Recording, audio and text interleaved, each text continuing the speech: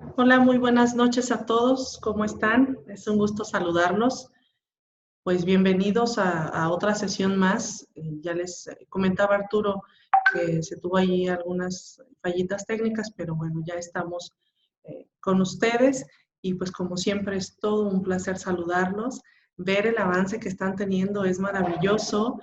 Tuve la posibilidad de checar cómo van con su creación de la wiki y pues quiero felicitarlos. Sé que ha sido un reto para algunos de ustedes, pero bueno, vamos bastante bien, vamos avanzando y esa es una gran alegría ver cómo de a lo mejor no manejar una herramienta como esa, hoy en día pueden tener un producto concreto y seguir avanzando en su proceso formativo.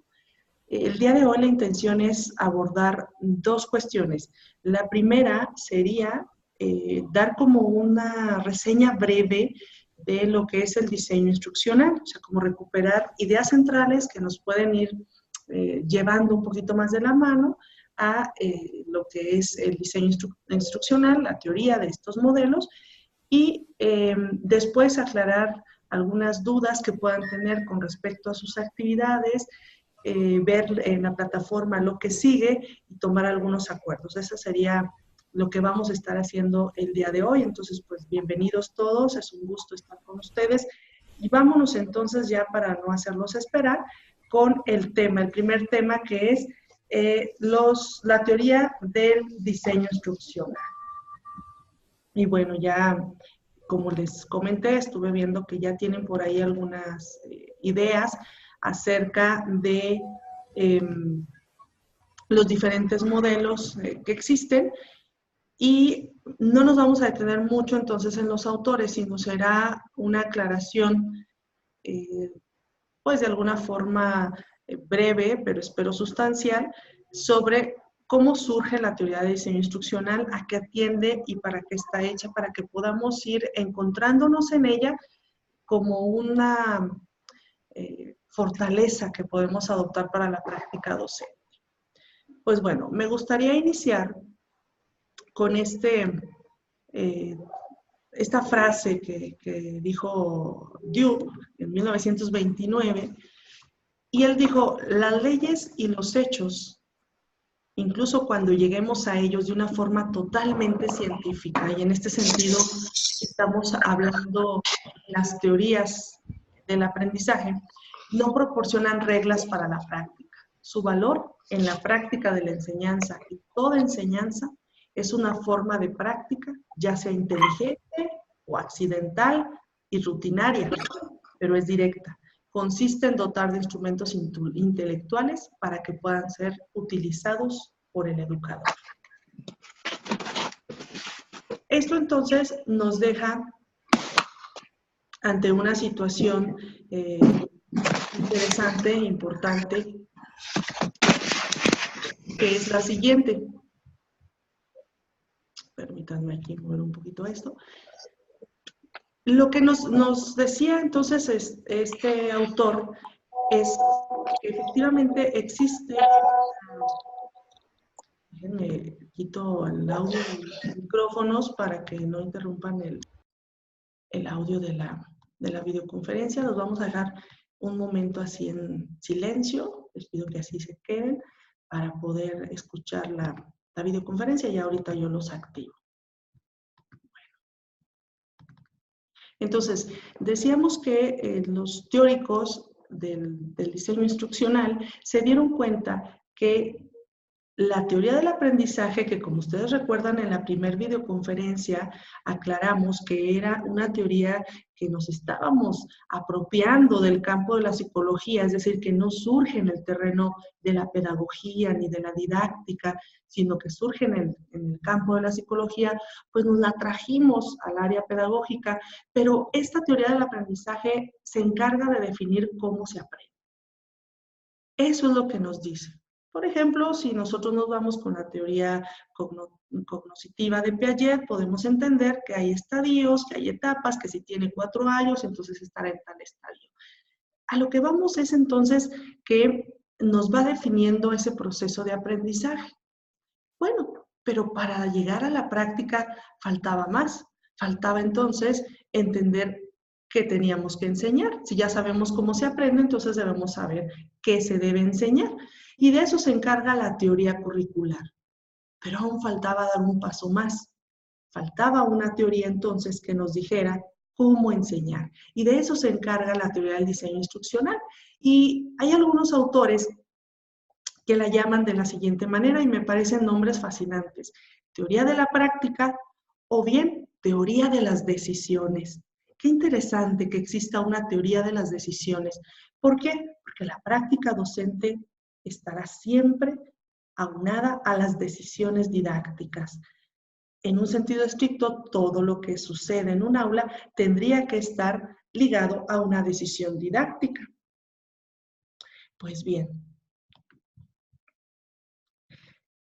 ¿se acuerdan que en esta primera conferencia que dimos decíamos que existían las teorías psicológicas que definen el aprendizaje o el cómo se aprende, pero que en este otro campo había un espacio sin recorrer de lo que se tenía que ocupar el modelo de diseño instruccional para llevar desde la teoría psicológica o del aprendizaje hasta la práctica docente? Y bueno, ese camino que ha sido todavía no muy explorado, que es nuevo, de hecho los autores que podemos empezar a leer, pues son nuevos, no hay mucha información de ellos, como por ejemplo hay sobre las teorías psicológicas. Entonces, es un camino relativamente nuevo y que nos puede parecer incluso, pues cansado, pesado, porque son términos, pues que en algún momento resultan nuevos o hasta reiterativos.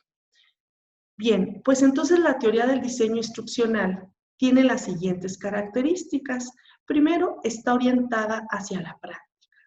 El centro, el objeto de conocimiento de la teoría del diseño instruccional, entonces, será la práctica, el cómo enseñar.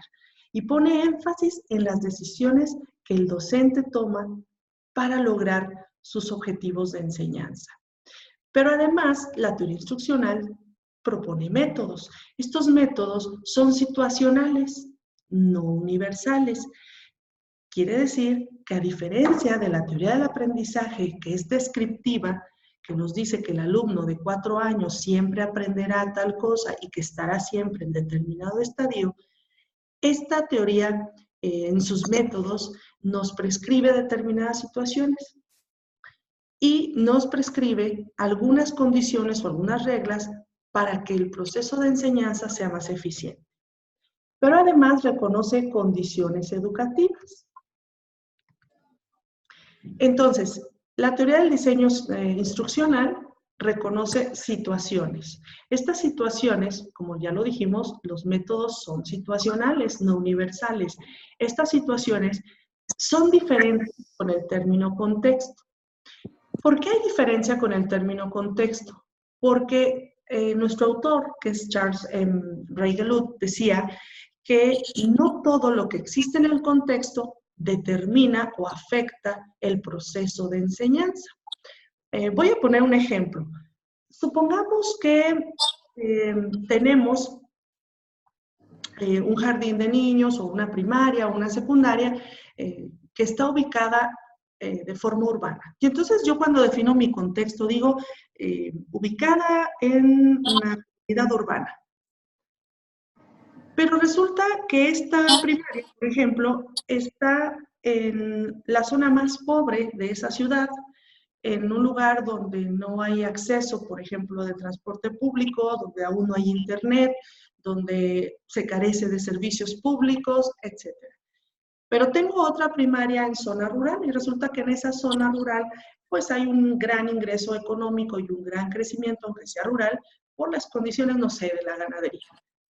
Realmente el hecho de que esta escuela esté en condiciones urbanas y esta en condiciones rurales afectará la enseñanza, pues no, en realidad este indicador del contexto no me dice nada. Entonces, las situaciones son aquellas cosas que realmente afectan el proceso de enseñanza y, por supuesto, los procesos de aprendizaje. El contexto abarca mucho más cosas, pero no todas ellas impactan la enseñanza. Bien, las situaciones, además, reconocen o tienen como delimitados resultados deseados. Estos resultados tendrán que ver con 3 indicadores básicamente: el nivel de eficacia, el nivel de rendimiento y el nivel de interés. Es muy importante aclarar que los resultados deseados tampoco están como sinónimo de objetivos del aprendizaje. Es decir, cuando yo hablo de resultados deseados, no me refiero a los aprendizajes esperados de nuestro plan y programa vigente, sino a aquellos resultados que tengan que ver con eficacia, el rendimiento y el interés. Bueno, ¿qué entendemos por eficacia? El nivel de eficacia es el grado de competencia que se obtiene en los objetivos del aprendizaje. Es decir, puedo entonces decir que mi nivel de eficacia es que de mis 20 alumnos, esos 20 logran realizar de cada 10 problemas que yo les pongo, de cada 10 problemas matemáticos, resuelven 8 en grado de complejidad. Ese es mi nivel de eficacia.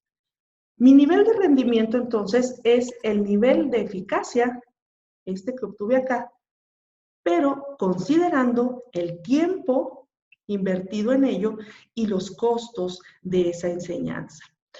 Por ejemplo, si yo digo que de mis 20 alumnos, 20 logran hacer procedimientos matemáticos, de cada 10, 8 los resuelven, pero me tardé 6 meses en lograr esto, pues mi rendimiento es muy bajo. ¿Por qué? Porque, bueno, yo tengo un plan y programa que requiere del tratamiento de otros contenidos de aprendizaje que no solo sean la resolución de problemas aritméticos, ¿no? Entonces, he dejado de lado todos los demás contenidos por uno solo. Entonces, aunque mi eficacia pudiera parecer alta, mi rendimiento es bajo, pero además, todos los recursos que yo tenía los he invertido también en lograr ese porcentaje. Entonces, mi rendimiento es bajo. Pero además tengo otro indicador que es el interés, es decir, cómo mis alumnos muestran agrado o disfrutan de la enseñanza. Si yo sigo todos los días dictándoles problemas aritméticos y operaciones aritméticas, y ya ellos están hartos y saben que ir a la escuela implica estar sentado dictándoles operaciones, pero no tienen ningún interés, pues entonces ahí también estos resultados deseados dejarán pues muy por debajo del porcentaje o los niveles que yo esperaría de mi proceso de enseñanza. Pero además se reconocen condiciones educativas que tienen que ver con lo siguiente. Estas condiciones educativas reconocen la naturaleza del aprendizaje,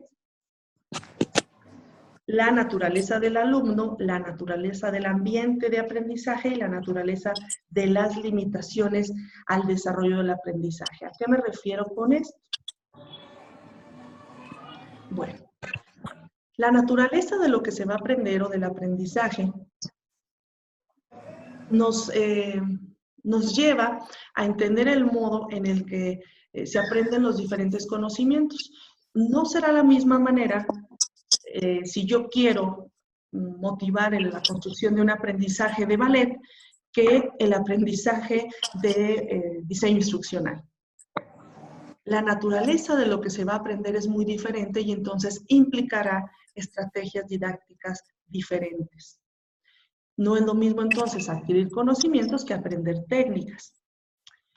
Siguiente, la naturaleza del alumno, que también tiene una gran importancia, y aquí podemos entonces identificar aspectos propios de este alumno, como sus estrategias de aprendizaje, sus estilos de aprendizaje, las motivaciones, incluso todo lo que se llama circunstancias internas del aprendizaje.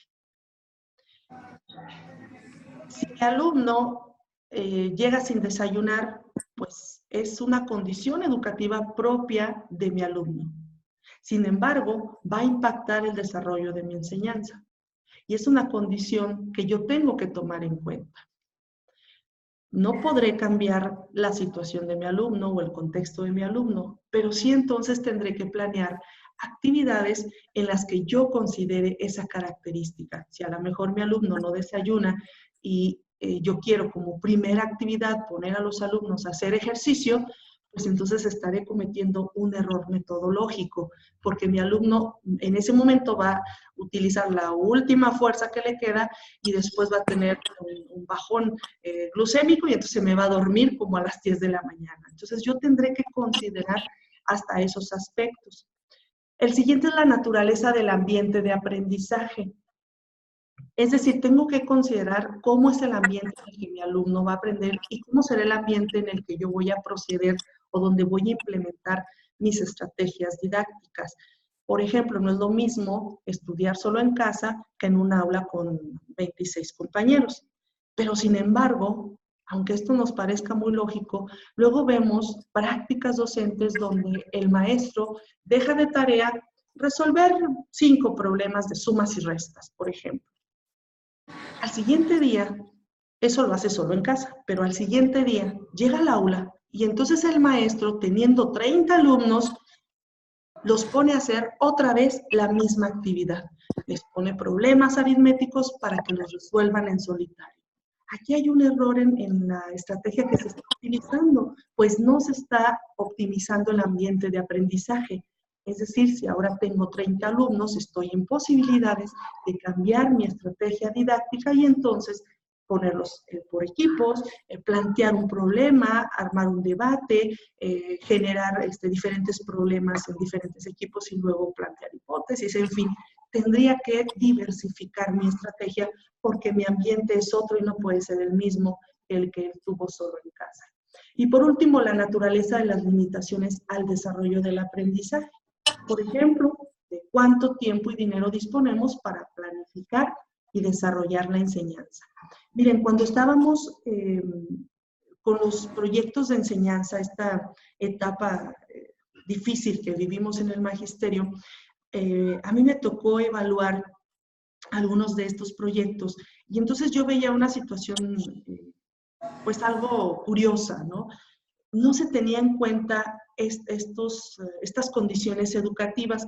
Cuando los maestros hacían sus contextos, algunos de ellos, por supuesto, no se veían todos, claro que no, pero bueno, en algunos logramos detectar que cuando los maestros planteaban su contexto, por ejemplo, decían, pues que la comunidad era muy pobre, que no se tenían recursos, que no llegaban materiales, que los padres de familia tenían que trabajar todo el día en una maquila, que no iban a la escuela, que los hijos prácticamente se estaban creando solos. Entonces reconocían estas limitaciones al desarrollo del aprendizaje, incluso la naturaleza del alumno, pero cuando uno veía ese contexto y después veías sus actividades didácticas, su planeación, había una discordancia, porque entonces lo primero que veías es organizar una mañana de trabajo con padres de familia en el que traigan tales y tales materiales. Entonces, pues bueno, las preguntas que nosotros hacíamos a estos maestros que asesorábamos era buscar dónde está esa congruencia con esas limitaciones al desarrollo del aprendizaje y con su planeación. Si yo ya sé que no hay dinero y que no contamos con la presencia de padres de familia, ni siquiera por decisión, por cuestión socioeconómica, entonces, ¿por qué mis actividades didácticas, mi situación didáctica no está en correspondencia con ello? Pues muchas veces pasa esto, que desconocemos estas condiciones educativas y dejamos de utilizar las situaciones educativas o el contexto para planear mi enseñanza. Es decir, solo lo usamos como referencia o como un marco, pero no como un carácter de decisión al momento de planear la enseñanza. Entonces, bueno, la teoría del diseño instruccional nos aporta métodos. Estos métodos tienen componentes, existen diferentes tipos. A ustedes o leer sobre 3 autores, hay más. Los criterios que cada método establece, tiene valores también y por supuesto dentro de estos criterios y de estos valores podemos identificar pedagógicos, que fue uno de los primeros temas que abordamos. De ahí creo yo que comencé a integrar los temas que hemos estado tratando en esta asignatura. Entonces, podemos descubrir, por ejemplo, parte de las teorías de Ausubel, de Brunner, en Reigelut, en Merrill, ¿verdad? Y bueno, el conductismo y el constructivismo, de manera holística o ecléctica, más bien dicho, en este autor que es Gagné. Pero además estos métodos son probabilísticos. Esta será quizá la parte dura, ¿no? Porque no nos garantizan que el proceso de enseñanza sea exitoso, pero sí aumentan el grado de eficiencia, es decir, la probabilidad de que mi práctica docente sea más eficiente se aumenta al utilizar o implementar estos. Y bueno, ser o no ser, ahí está el dilema. Lo que no es la teoría del diseño instruccional, no son teorías del aprendizaje. Las teorías del aprendizaje entonces son descriptivas, describen el modo en el que se produce el conocimiento, en el que el sujeto aprende. Las teorías de diseño educativo se aplican a los problemas educativos de una manera más directa, más sencilla, ya que describen acontecimientos específicos situados fuera del alumno, pero también en el alumno y que facilitan el conocimiento, es decir, fuera de la cognición del alumno, pero sin dejar de considerar lo que nos aporta esta teoría educativa, y nos dan métodos educativos. En lugar de describir qué es lo que sucede en el interior de la mente del alumno cuando se produce el conocimiento. Pero tampoco son teorías curriculares que aluden al qué enseñar y no al cómo enseñar. Entonces, bueno, esto es una breve introducción a este tema, o más bien una recuperación de este tema. Ustedes tuvieron la posibilidad de leer algunos autores, ya los leyeron. Ya estuve por ahí checando en plataformas sus participaciones en la construcción de la wiki. Entonces, bueno, ya no voy a abrumarlos repitiendo a lo mejor lo que ustedes ya leyeron. Estoy viendo construcciones muy interesantes en estas wikis. Veía que ya pudieron insertar imágenes, ya hay mapas conceptuales, están teniendo una recuperación muy exitosa.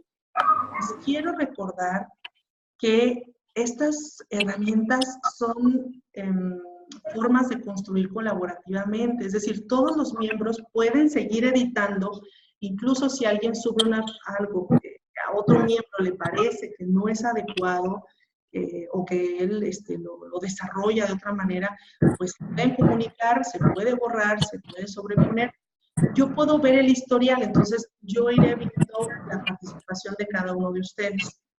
No se preocupen por eso, o sea, y la plataforma me deja ver qué fue lo que aportó cada uno, incluso aquello que se editó y que se puso.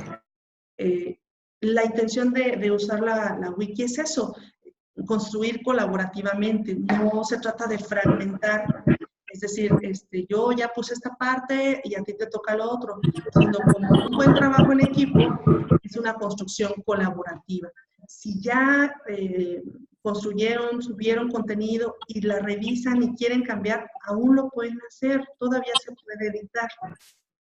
Lo que estuve yo viendo es que de 4 equipos tenemos 3 que ya están construyendo su equipo. Nada más nos faltaría un equipo. El equipo 4 parece que es el que tenemos todavía por ahí sin participar. Si tienen dudas, si en algo puedo ayudar, con todo gusto, márquenme, mándenme WhatsApp a mí o a los técnicos, conecta con todo. Sé que nos movió cognitivamente el uso de la wiki, nos movió un poquito y eso es bueno y es natural. Si nos ponemos piagetanos, sabremos que construir un conocimiento nuevo implica primero un proceso de desequilibrio. Ante un contenido nuevo, un tema nuevo, una experiencia nueva, hay un desequilibrio. Después será el proceso de asimilación, acomodación y adaptación. Entonces, ese desequilibrio cognitivo no nos debe de asustar.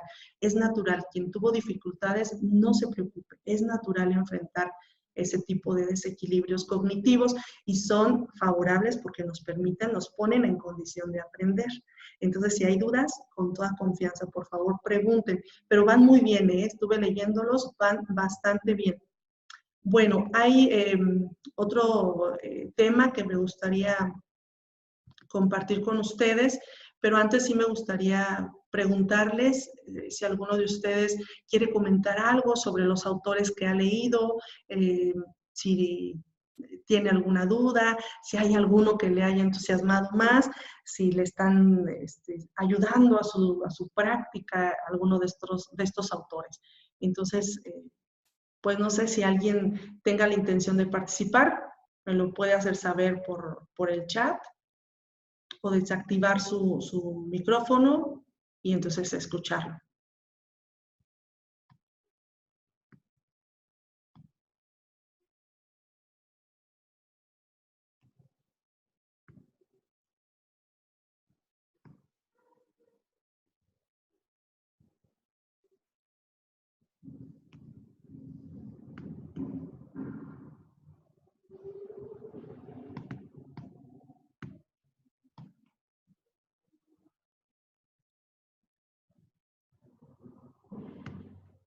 Bien, al parecer pues todo bien, vamos bien.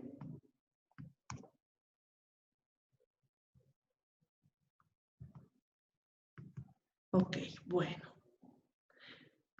Miren, hay una... ¿Marco quiere participar? Sí, maestra Claudia. Adelante, adelante. Bueno, hablar sobre modelos instruccionales no es otra cosa más que de planeación, planificar, llevar a cabo el diseño del camino al cual yo quiero seguir.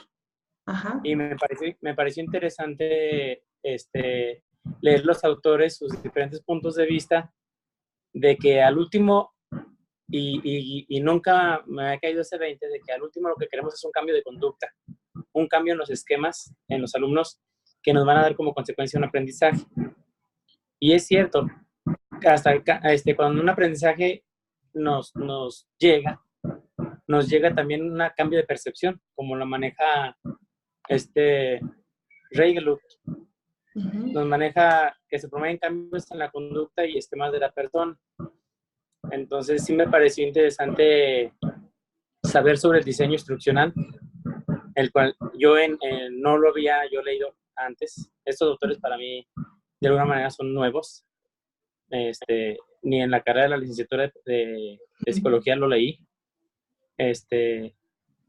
Y me pareció interesante porque, como repito, al último nos llevan de que como maestros lo que queremos es un cambio en la percepción del alumno. Cuando nosotros tenemos un conocimiento de algo, tenemos otra forma de pensar, tenemos otra forma de ver el mundo. Y es lo que nos debe motivar al planificar, al desarrollar una planeación, al checar el contexto en el que estamos, el medio ambiente en el que nos movemos, con qué contamos, las habilidades que tienen nuestros alumnos, las fortalezas, las debilidades, y con todos esos elementos, pues tratar de hacer lo mejor de nosotros para llegar con el alumno hasta a la adquisición de conocimientos. Y me pareció interesante los modelos instruccionales.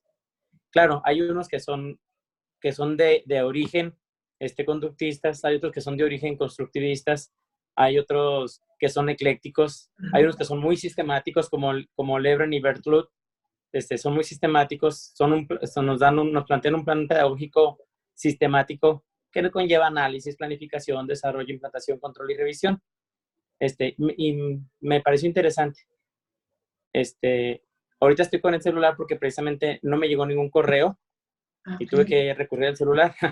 Pero lo bueno es que estoy en casa, no estoy ahorita afuera como siempre. Pero me parecen interesantes los diseños instruccionales. Qué bien, Marco. Bueno, felicidades, porque además detecto que ha seguido indagando, o sea, que no solo está en las lecturas dadas, sino que sigue trabajando y eso es maravilloso. Decía Merrill que efectivamente luego confundimos la motivación y creemos que la motivación es esa conducta inmediata que vemos, por ejemplo, en los alumnos cuando están en un juego o en un canto. Él decía que en realidad la motivación es lograr que el alumno quiera seguir aprendiendo aunque la clase haya terminado. Esa es la real motivación. El juego, la canción, la actividad que hoy ponemos al inicio o cada 50 minutos, esas son estrategias para lograr el interés, pero esa no es la motivación. La motivación real la produce el acto mismo de aprender. Es decir, cuando yo estoy entusiasmada por lo que estoy aprendiendo y quiero seguir leyendo, o quiero leer a otro autor, o quiero ver un video, ese es el acto real de motivación. Y cuando eso se ha logrado, entonces la enseñanza está cumpliendo con su nivel de eficacia, de rendimiento y de interés. Efectivamente, bueno, el proceso de la práctica entonces sería todo el complejo, ¿verdad? Todo lo que implica la práctica, desde la planificación, la planeación, la implementación y la evaluación.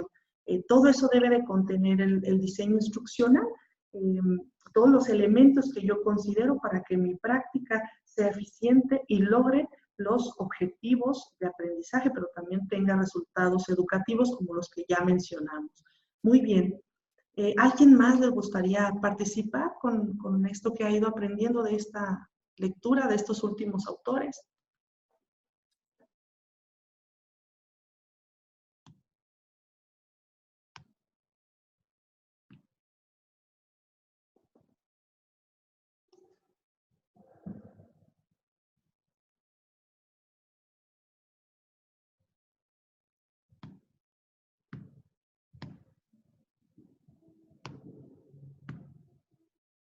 Bueno, entonces continuamos, chicos, porque ya estaremos abordando el último tema que les había comentado, que entonces sería sobre la plataforma.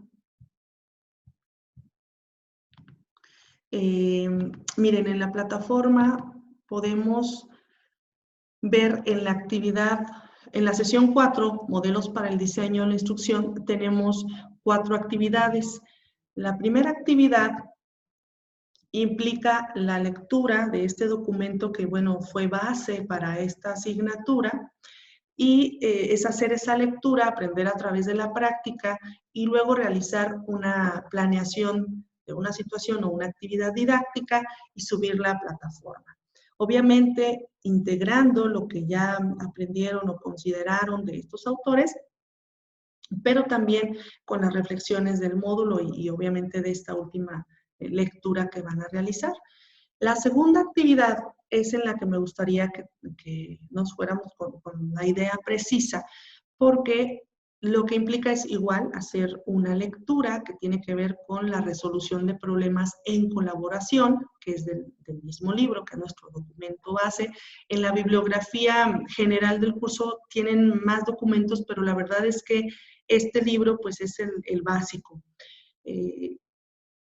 Entonces, bueno, pueden obviamente consultar otras fuentes, pero creo que aquí pueden encontrar los elementos necesarios para los temas que estamos discutiendo. Van a hacer esa lectura, pero después se van a organizar por parejas con un compañero para compartir su planeación y van a analizar la que él les envíe. Luego le van a realizar una retroalimentación en un Word no mayor a una página, donde ustedes descubran si le falta algún elemento, si en algo no es claro, pero también si está teniendo elementos importantes recuperados en su planeación, si incluso identifican algún autor, por ejemplo, si está siguiendo las fases del aprendizaje de Gagné. Entonces, bueno, esta retroalimentación pues tendrá que hacerse primero de manera muy respetuosa, sabiendo que es el trabajo del compañero, pero con un sentido formativo.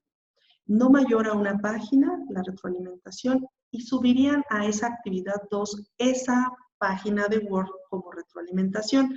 No es necesario que me suban la planeación de su compañero, con que me pongan el nombre. Por ejemplo, Jaime sube la retroalimentación de Guadalupe de la Cruz. Entonces, Jaime me pondría, retroalimenté a Guadalupe de la Cruz. Con eso yo ya voy a tener, por un lado, la actividad 1, la planeación de Guadalupe, y la retroalimentación que Jaime le hace. Entonces, necesito que se organicen por parejas. Yo, la verdad, creo que la mejor decisión es que se haga por afinidad, porque si lo hacemos nosotros, a lo mejor podemos tomar decisiones que tengan que ver más con la suerte, con el acomodo por apellido, etcétera. pero ustedes pueden hacerlo de forma que a lo mejor en su centro de trabajo están 2 personas en la especialidad y ahí pueden perfectamente convenir, intercambiarse estas planeaciones. O a lo mejor ya hicieron amistad con alguno de los chicos de la especialidad. En fin, yo preferiría que ustedes se agruparan por afinidad, pero si hay alguna dificultad con eso, pues también quisiera saberlo para entonces nosotros tomar las medidas correspondientes y que nadie se quede sin analizar planeación y tampoco sin retroalimentación. Entonces, la propuesta es que sea por afinidad, pero sí me gustaría saber ustedes si están de acuerdo con esa situación. Entonces, les pido que por el grupo de WhatsApp, que es quizá más fácil, confirmen si ya tienen su pareja para compartir planeación y retroalimentarse y quiénes serían para nosotros ir tomando decisiones. ¿Les parece? Y en la siguiente actividad, en la actividad 3, vamos a hacer una presentación PowerPoint no mayor a 6 diapositivas en la que ustedes recuperen los indicadores que ahí les puse una vez que implementen la planeación que ustedes ya tuvieron. Esta planeación, chicos, incluso puede ser alguna que ya hayan realizado. Incluso si esta tuviera algunas situaciones que mejorarle. Estamos en un proceso formativo y eso lo entendemos. Entonces, si los tiempos no nos alcanzan y ya tienen la planeación, por ejemplo, de esta semana, pueden implementar esa enviarla para retroalimentación. Va a ser interesante ver cómo a lo mejor algunos elementos o muchos elementos de nuestra planeación están apegados a la teoría, por ejemplo, de Gagné y esas fases de aprendizaje. Y es maravilloso ver que lo que hacen de forma empírica y que lo han hecho o lo han construido a través de la práctica, ahora lo puedan teorizar y ahora puedan descubrir pues que han estado haciendo teoría sin saberlo o atendiendo a estos autores sin saberlo e integrar este nuevo discurso pedagógico a ustedes y a su desempeño profesional. Entonces siempre es un gusto pues ir a observar la práctica de un docente que argumenta pedagógicamente las decisiones que toma en el aula. Entonces, seguramente estos autores les van a ayudar a teorizar ahora esta forma de planear, de implementar y de evaluar que han estado utilizando. Y bueno, ahí lo van a poder ver en ese ejercicio. Y pues nuestra actividad ya final será el último foro que se llama Teoría del Diseño Educativo, basado en el aprendizaje autorregulado, donde de nuevo les pido que hagan una lectura, y viene citada las páginas, y después participen en el foro, pero quiero pedirles un favor grande, ahí en donde aparece la actividad del foro, si ustedes entran, ya van a ver mi tópico, ya van a ver mi foto y el tópico abierto. Por favor, todos participen en ese tópico para que realmente se convierta en un foro, porque si no, no nos vamos a estar leyendo ni comentando. Entonces, todos a mi foto, en donde está el circulito con mi foto, en el tópico que ya tengo abierto, ahí todos participemos en el foro. Y con eso estaríamos terminando este módulo 2 de modelos de diseño instruccional, que espero de corazón haya sido de mucha utilidad, les sirva para fundamentar su proyecto final y también para las decisiones que están tomando en su práctica docente. Pues hasta aquí llego yo, chicos, es un gusto estar con ustedes, saber de ustedes. No sé si tengan alguna duda, alguna pregunta, algo que me quieran comentar. Adelante, los escucho.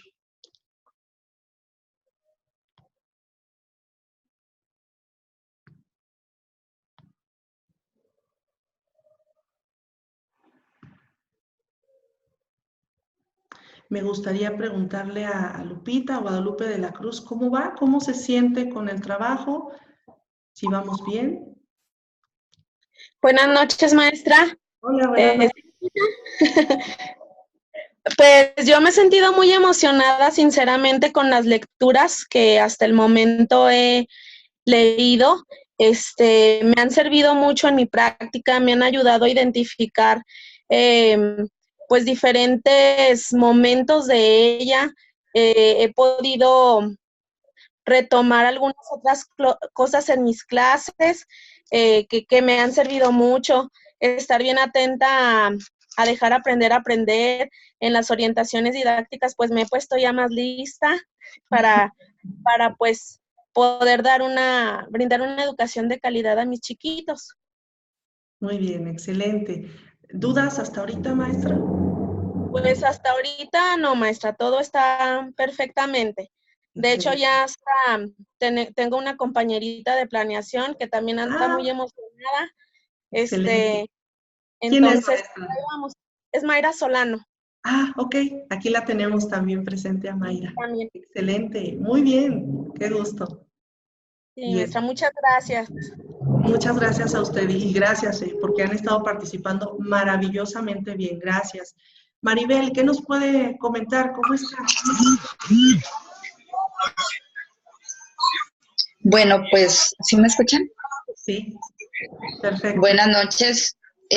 Yo también, pues he estado muy entregada a la lectura, me ha gustado bastante y he también desarrollado mucho como mi habilidad para mejorar dentro de mi salón de clases con mis niños. También intento que sean más constructivistas, que ellos trabajen más en su aprendizaje, no dárselo yo todo elaborado. Me ha gustado bastante y ciertamente también he tenido la oportunidad de buscar por ahí libros para, pues no sé, es que empiezo a leer y veo cosas y empiezo a buscarle a ver, pues, qué me dice más, ¿verdad? Entonces sí ha sido muy interesante y también me veo que a veces son páginas, libros de 600 tantas hojas, pero llega un ratito en que se le va uno el rato en estar leyendo y ha sido, pues me ha gustado bastante. La verdad es de que sí es cierto que son autores que no había tenido la oportunidad de conocer, pero sí han sido, sí me ha gustado y me ha motivado bastante. Yo no tengo compañero para la planeación, pues mis compañeras que entraron junto conmigo no están trabajando, pero sí sí me gustaría, pues no sé, alguien que me tuviera la oportunidad de revisar mi planeación y de la misma manera, pues yo la de la persona. Okay. No sé de qué manera, porque en Marco, realidad, pues no. ya levantó la mano Marco. Ok. Excelente. Perfecto, muy bien. Entonces ya me Mándense pondré de acuerdo mensajito con por él. WhatsApp. Sí, claro que sí. También Y pues gracias. sí ha Dígame, sido muy, maestra. muy bueno y muchísimas gracias porque en verdad a mí sí me ha servido bastante y sí me ha gustado mucho el módulo. Gracias, Maribel, muchas gracias. A pesar de que sí es denso, este tema es pesadito, es denso, pero bueno, necesario, ¿verdad? Y sí, claro oigan, que sí. es interesante hacer red de aprendizaje. Si encuentran algún texto interesante, alguna idea más, hay que mandárnoslo por el grupo. Podemos ampliarnos el conocimiento, ¿no? Y de eso se trata. Entonces, maravilloso, Maribel. Pues ahí Marco ya se apuntó, entonces no lo dejes ir, Maribel. No, claro que no. Recuerden también que en la plataforma tenemos forma de mandarnos mensaje. Yo por ahí mandé un mensaje porque un trabajo no se puede abrir, entonces tienes que estar al pendientillo. Y también por la plataforma se pueden comunicar con su compañerito. Entonces, ahí les aparece también el correo del compañero al mandarle el mensaje. Entonces, tenemos ahí varias herramientas que podemos seguir optimizando. Las wikis, chicos, es otra idea que quise que trabajáramos porque hoy en día la situación de las escuelas está cambiando. Cuando nosotros éramos niños, todos íbamos a la escuela que estaba cerca de la casa, a la colonia a la que pertenecía la escuela. Hoy en día no, las escuelas, muchas de ellas tienen una población muy diversa, vienen de muchos lugares.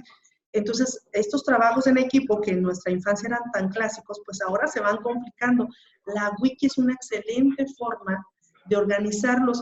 Si ustedes se meten a tutoriales, por ejemplo, en YouTube, ahí van a encontrar algunas aplicaciones o páginas muy, muy sencillas donde pueden generar wikis, donde estén controladas y todo para sus alumnos y que ellos puedan construir trabajos en equipo desde casa con un amiguito que a lo mejor está no sé, él en Villas del Guadiana y el otro acá por la Secretaría de Educación, ¿no? Entonces, son herramientas que podemos ir implementando en el aula, no son costosas, podemos irlas utilizando para la construcción colaborativa, o sea, en diseñar estos ambientes de aprendizaje que pues el diseño instruccional nos pide que consideremos. Entonces, ese es otro buen tip. Bueno, chicos, pues yo creo que con esto terminamos. Les agradezco infinitamente todo el esfuerzo que hacen. De verdad estoy maravillada de ver lo que hacen, cómo le han entrado duro a la lectura, que no es sencillo, y a su construcción de wiki, a la paciencia que tienen, por ejemplo, con estos enlaces, que no siempre son rápidos. Muchas gracias, muchas gracias. Me enorgullece mucho ver que los maestros siempre damos muestra de pasión por formarnos. Les agradezco, sigo a la orden, pues nos seguimos leyendo. Cualquier duda, ya saben, contacto. Buenas noches. Gracias. Gracias.